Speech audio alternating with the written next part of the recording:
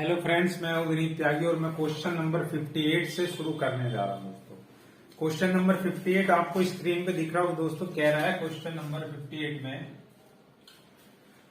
एक वृत्त के क्षेत्रफल का मान उसकी परिधि के सांख्यात्मक मान का 7 गुना है। वृत्त की परिधि कितनी है? वृत्त की परिधि पूछ रहा है। एक वृत्त के क्षेत्रफल का मान, वृत्त पता है आपको, ये सर्कल है दोस्तों।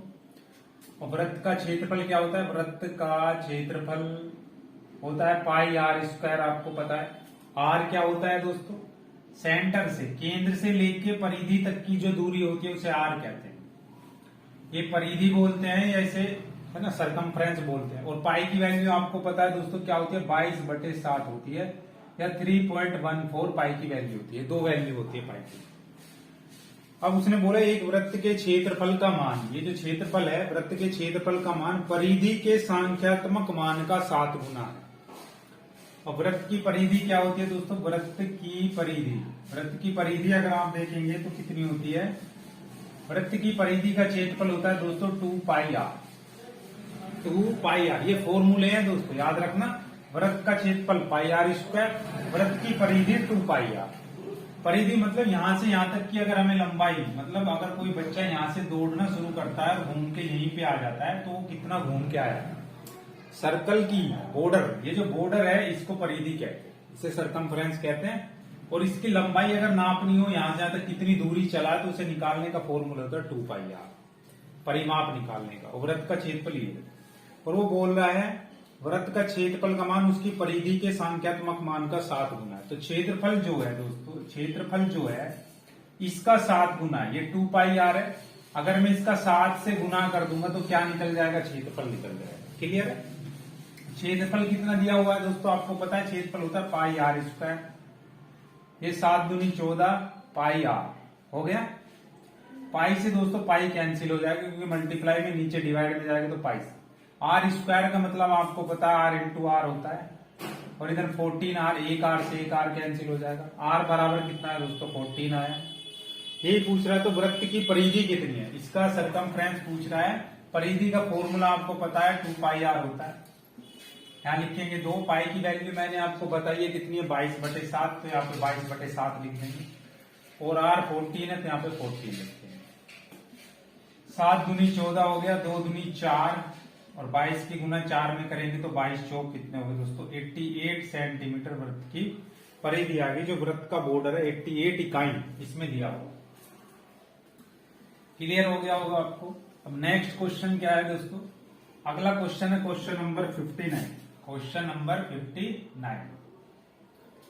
59 में कह रहा है एक वृत्त की परिधि और त्रिज्या का अंतर 37 सेंटीमीटर। फिर से वही एक वृत्त है, ये सर्कल।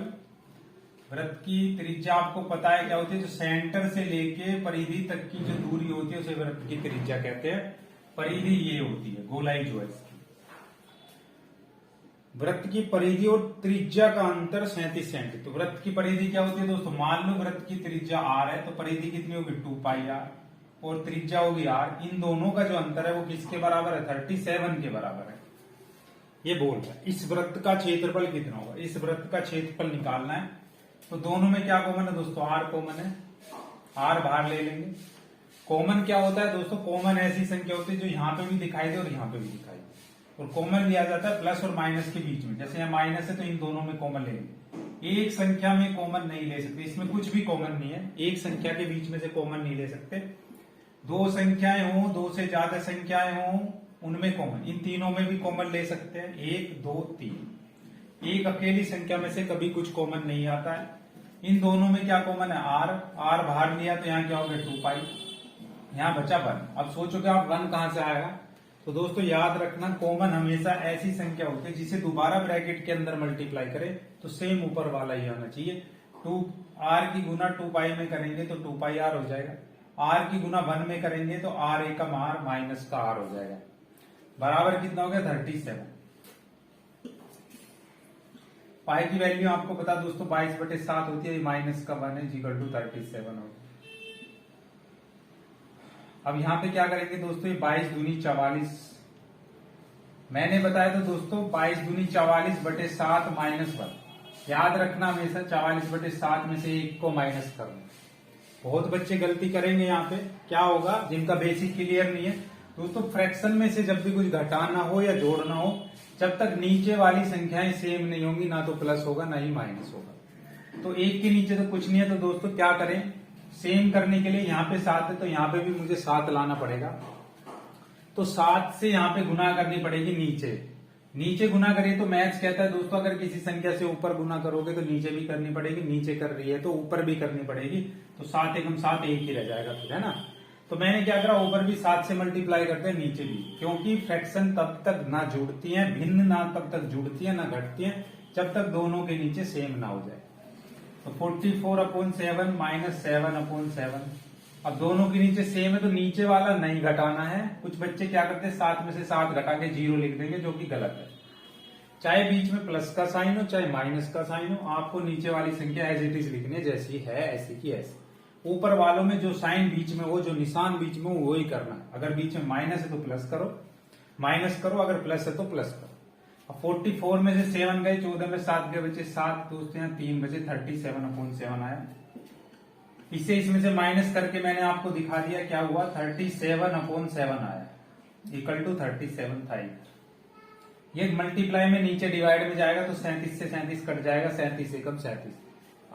7 डिवाइड में ऊपर मल्टीप्लाई में जाएगा, 7 एकम 7। तो आर की वैल्यू कितनी आ गई दोस्तों, 1 आ गई।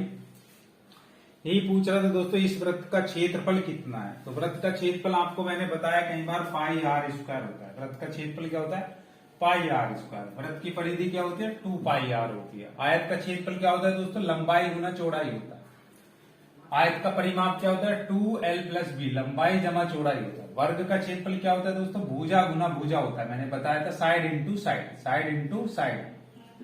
और वृत्त का वर्ग का परिमाप क्या होता है दोस्तों, 4 इंटू साइड, या भुजा लिख लो साइड की जगह, जो भी आपको लगे। तो ये त्रिभुज का क्षेत्रफल क्या होता है दोस्तों, 1/2 आधार गुना ऊंचाई। 1/2 आधार गुना ऊंचाई त्रिभुज का क्षेत्रफल पूछे तो 1/2 आधार गुना ऊंचाई। समांतर चतुर्भुज का क्षेत्रफल क्या होता है, समांतर चतुर्भुज का आधार गुना ऊंचाई। उसमें 1/2 नहीं रहता है। जब समांतर चतुर्भुज चलेगा तो उसमें पूरी डिटेल से बता दूंगा, जिसका जो भी क्षेत्रफल होगा। ये क्षेत्रफल भी इंपोर्टेंट होते हैं। अब आते हैं, वृत्त का क्षेत्रफल पूछ रहा है, वृत्त का क्षेत्रफल निकालते हैं। पाई की वैल्यू थी 22/7 और आर का मान मैंने निकाल लिया, कितना आया, 7 एकम 7। आर का मान कितना है दोस्तों, 7 एकम 7। आर का स्क्वायर है तो 7 को 2 बार लिखना पड़ेगा। यहाँ आर की वैल्यू है 7, तो आर की जगह लिखकर 7, स्क्वायर है तो 2 बार, 7 से 7 कटेगा, 22×7 154 सेंटीमीटर दोस्तों इसका आंसर है। वृत्त का क्षेत्रफल 154 वर्ग सेंटीमीटर स्क्वायर। क्षेत्रफल हमेशा स्क्वायर में होता है। समझ में आ गया हो दोस्तों, लाइक शेयर सब्सक्राइब कर लेना यार, कर लो जल्दी से, जिसे करना हो तो। मिलता हूं नेक्स्ट में। अब देखते हैं, एक और क्वेश्चन मैं बता रहा हूं, अभी पूरा कर देता हूं 60 तक, ठीक है। क्वेश्चन नंबर 60 तक। किसी वृत्त की त्रिज्या में 30% कमी करने पर इसके क्षेत्रफल में कितनी कमी आएगी। किसी वृत्त है, ये सर्कल है दोस्तों, सपोज करो, ठीक है। ये सर्कल है दोस्तों, ये यहां से यहां तक इसकी त्रिज्या r है। किसी वृत्त की त्रिज्या मान लो कितनी थी, त्रिज्या मान लो छोटी सी मान लेते ताकि दिक्कत है। त्रिज्या मान लो 100 है, ठीक है। त्रिज्या कितनी मान ली दोस्तों, 100 सेंटीमीटर है। अब क्षेत्रफल कितना होगा, तो अगर त्रिज्या 100 सेंटीमीटर तो क्षेत्रफल होगा पाई आर स्क्वायर। आर की वैल्यू 100 है तो 100 का स्क्वायर हो जाएगा, यही तो है। आर की वैल्यू 100 है तो क्या हो जाएगा दोस्तों, 100 का स्क्वायर हो जाएगा, ठीक है। अब वृत्त की त्रिज्या में कितने % की कमी आ जाएगी, वृत्त की त्रिज्या में कह रहा 30% की कमी आ जाए। 100 में 30% कम करने का मतलब है 70/100 कर दो, कम करके गुना कर दो, कम ही निकलेगा, जो आंसर निकलेगा वो।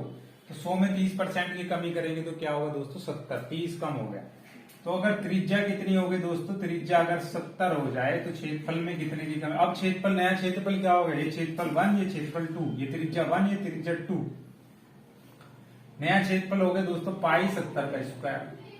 तो कितनी कमी, कमी प्रतिशत का फॉर्मूला मैंने बताया आपको कई बार, कमी बटे मूलमान गुना 100, कमी बटे मूलमान गुना 100 ये फॉर्मूला होता है। तो कितना था पहले क्षेत्रफल था पाई 100 स्क्वायर। अब क्षेत्रफल हो गया पाई 70 स्क्वायर। तो कितना कम हो गया, घटा के देख लो कितना कम हो गया। दोनों में क्या कॉमन है दोस्तों, पाई को बाहर ले ले, यहाँ बचा 100 का स्क्वायर और यहाँ बचा 70 का स्क्वायर। आपको मैंने एक फॉर्मूला बताया हुआ कई बार, ए स्क्वायर माइनस बी स्क्वायर का फॉर्मूला। अगर दोनों के ऊपर स्क्वायर लगा हो और बीच में माइनस का साइन हो तो इसे कैसे खोलते हैं दोस्तों? सिंप्लीफिकेशन के चैप्टर में बताया हुआ है, सरलीकरण में इसका यूज होता है। ए माइनस बी ए प्लस बी, चाहे तो आप 70 की 70 में गुना करके भी कर सकते हैं। अगर ऐसे करना तो ऐसे कर लो। 100 का स्क्वायर क्या होता है दोस्तों? 10,000 होता है। 70 का स्क्वायर 7 7 29, 2 जीरो आ जाएगी। इसमें से इसे माइनस कर देंगे, आपको पता लग जाएगा कमी कितने की हुई।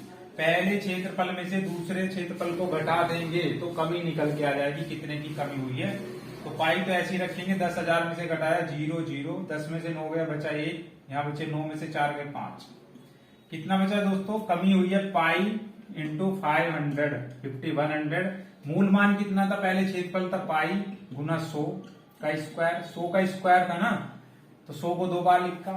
मूल कमी हुई है इतने की, घटा के देख लिया, पहले ये था बाद में है, तो घटाने पे कितना है? इतना। अब गुना 100, ये वाला 100, ये वाला 100 यहाँ पे लिखा। कमी हुई है कितने की? इतने की, ये ऊपर लिखा। मूल मान पहले क्षेत्रफल कितना था उसे नीचे लिखा। 100 2 बार क्यों लिखा? क्योंकि ऊपर स्क्वायर लगा हुआ है। ठीक है, अब ये 2 100 से 100 कट गया पूरा, ये 2 जीरो से 2 जीरो कट गए, पाई से पाई कट गया दोस्तों। 51% की कमी हुई है। क्षेत्रफल में कितने परसेंट की कमी हुई है दोस्तों? 51% की कमी हो गई। दोस्तों वीडियो पसंद आए तो लाइक शेयर करना। मिलता हूँ नेक्स्ट वीडियो में, आपका बहुत बहुत धन्यवाद।